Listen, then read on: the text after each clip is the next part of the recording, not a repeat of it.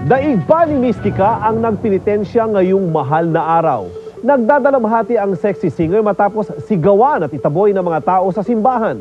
May report si JV Villar.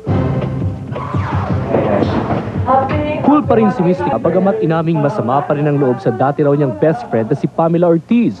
Pero dahil Semana Santa, siya na nagpakumbaba. Bakit hindi mo kasi matake na laos ka na kaya hindi nagsidatingan yung mga tao? Well, I didn't really mean it. Nasabi ko lang yung sister dahil nasaktan ako.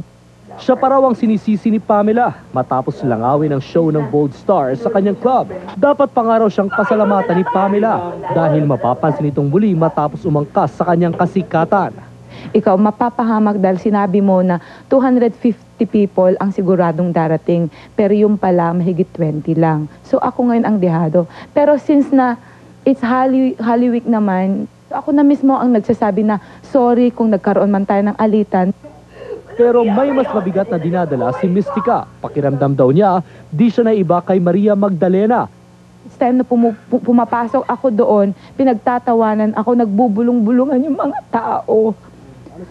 Bali, kasi sa tingin nila, pag yung isang katulad ko papasok sa simbahan, akala nila, she doesn't belong, I don't belong there.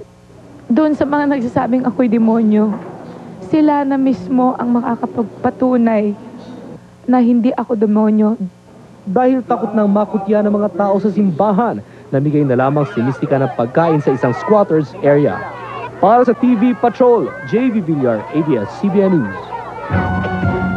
At yan ang kabuuan ng mga balitang itinampok sa TV Patrol sa ngalan ni Corina San.